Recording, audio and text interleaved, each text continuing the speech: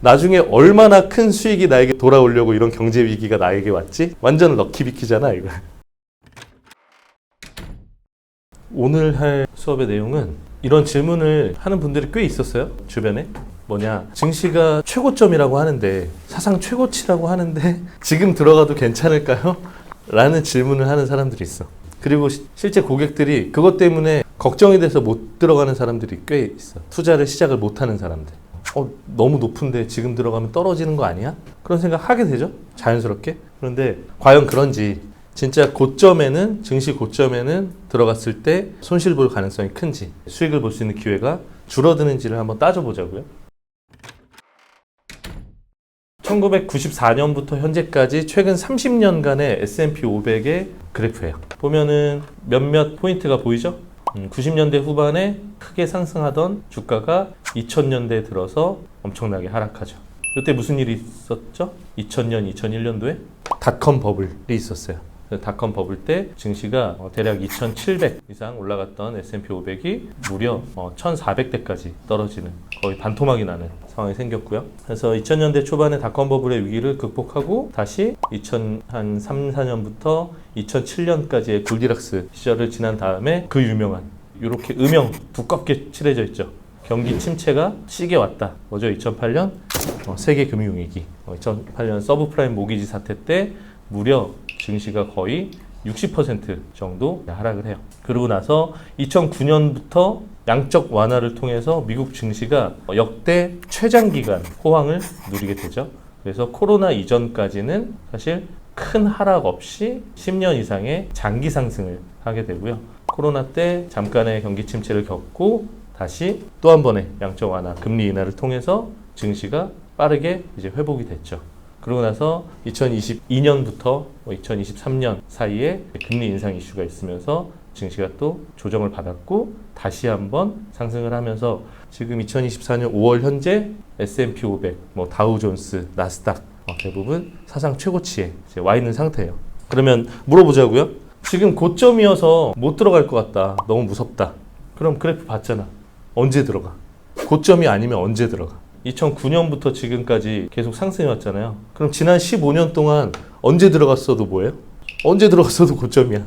저점부터 시작해서 쭉 올라오잖아. 그럼 내가 2009년부터 쭉 상승하기 시작했는데 2010년 초반에 들어가려고 그래. 근데 지난 3년 동안 너무 많이 올랐는데 부담되는데요? 못 들어가. 그리고 또 한 3년 지나서 2015년 봤더니 더 올랐는데 2012년보다 오히려 더 올랐네? 또 못 들어가. 이제는 이제 사상 최고치가 됐죠. 그리고 나서 2018년 브렉시트 전까지 또 올라. 또 사상 최고치. 코로나 돼서 살짝 꺾였는데 또 한 4개월 만에 또 극복했어. 또 사상 최고치. 무슨 얘기예요? 장기적으로 보면은 현재는 무조건 고점이야. 현재가 항상 사상 최고치에 가까워요. 그러니까 고점이어서 못 들어간다라는 말은 내가 그동안 10년이 넘도록 고점 때문에 못 들어간 그 이유 때문에 10여 년의 기회를 내가 잡지 못했다라는 말로 바꿀 수 있는 거예요. 그런데 이거를 그냥 단순히 지수가 우상향하니까 들어가라 라고 얘기하기는 좀 그렇고, 좀 더 그래프를 좁혀볼게요. 최근 10년으로. S&P 500에 장기 투자해라, 그냥 단순하게 이렇게 얘기하는 게 아니라 과연 지수가 고점이라는 게 의미가 있는지를 한번 따져봐야 된다는 거예요. 무슨 얘기인지 한번 다음 페이지를 보고 얘기해 줄게요. 이게 현재 오늘 기준 S&P 500의 탑 10 종목이에요. 500개 종목 중에 가장 편입 비중이 높은 1위부터 10위까지의 종목들이에요. 우리가 알고 있는 M7 종목들이 주로 들어가 있고, 테슬라는 빠졌네요. 테슬라는 확인해 보니까 13위까지 이제 밀려서 탑 10 종목에서 빠졌어요. 보면은 M7 종목들이 주로 글로벌 IT 기업들이 차지하고 있죠. 그리고 들었겠지만 S&P 500 중에 M7이 지난 주식 상승분의 대부분을 차지하고 있어요.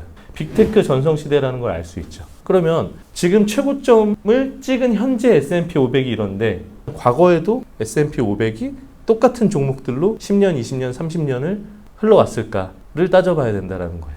이거는 1973년도에 S&P 500 탑 10 종목이에요. 심지어 지금 탑 10에 있는 종목 중에 이때 탑 10에 있는 종목은 단 한 개의 기업도 없다. 거꾸로 73년도에 탑 10이었던 기업도 역시 현재 탑 10에 아무도 없다. 무슨 얘기예요? S&P 500은 그대로 있지만 그 구성이 달라진다. 500개의 회사 구성이 달라지는 거예요. 왜? 경제 환경이 바뀌고 우리가 사는 세상이 바뀌었잖아. 지금은 빅테크가 대세지만 73년도만 해도 IBM을 제외하고는 AT&T 뭐 하는 회사예요? 우리나라의 KT 같은 거잖아. 한국통신 이런 거잖아요. 엑손, 에너지 기업이죠. 코닥, 필름 만드는 회사죠.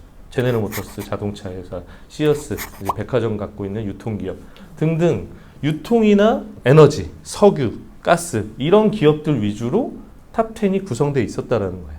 그리고 또 시간이 지나서 2000년도 당시에 S&P 500의 탑10 1위가 GE, 그 유명한 GE죠. 에디슨이 만든 기업.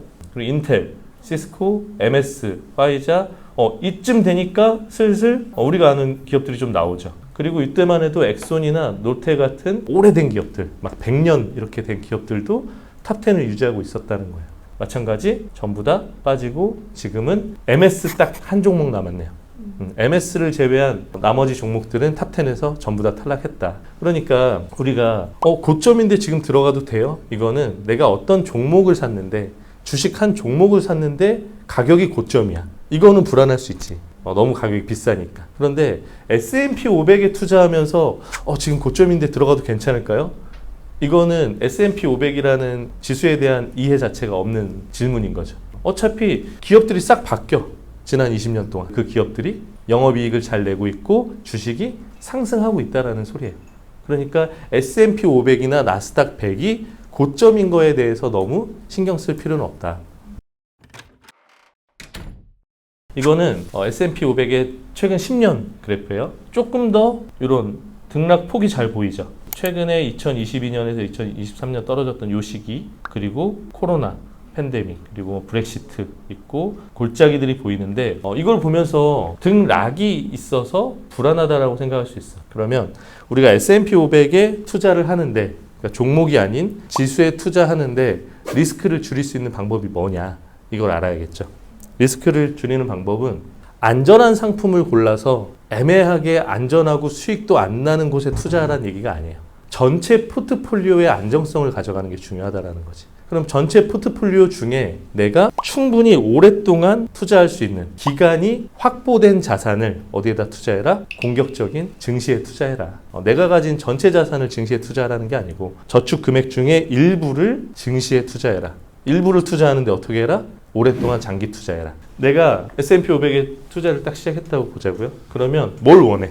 떨어지지 않고 이렇게 상승하기만을 기대한다고. 그런데 아이러니하게도 이런 그래프는 수익이 그렇게 많이 나지 않아. 내가 적립식으로 투자한다고 봤을 때. 장기적으로 적립식으로 투자하려면 우리가 보고 있는 화면처럼 뭐가 있어야 돼? 골짜기들이 존재해 줘야 돼. 그래야 평균 매입 단가를 낮출 수 있는 기회가 된다는 거야. 그러니까 장기 투자를 하는 사람들은 이런 경제 위기가 아니고 뭐라고 보면 돼요? 반대로 기회가 된다고 보면 돼요. 그래서 중간중간 경제 위기가 오히려 와야 더 큰 수익을 낼 수 있다. 이런 상황을 옛날 사람들은 경제 위기 오히려 좋아. 요즘 MZ들은 나중에 얼마나 큰 수익이 나에게 돌아오려고 이런 경제 위기가 나에게 왔지? 완전 럭키비키잖아 이거. 원형적 사고를 할 필요가 있다. 오히려 경제 위기가 기회가 된다. 분위기 보니까 빨리 끝내야 될 것 같아요. 알겠죠? 투자에도 원형적 사고가 필요하다. 럭키비키. 또 모른다 또. 원형적 사고는 알아요. 알아? 거의는 알아요. 근데 럭키비키 왜 모르세요? 원형적 사고는 아는데 럭키비키는 모른다. 술잔을 입에 댔지만 술은 마시지 않았다. 오늘도 원형적 사고 하면서 수업 끝.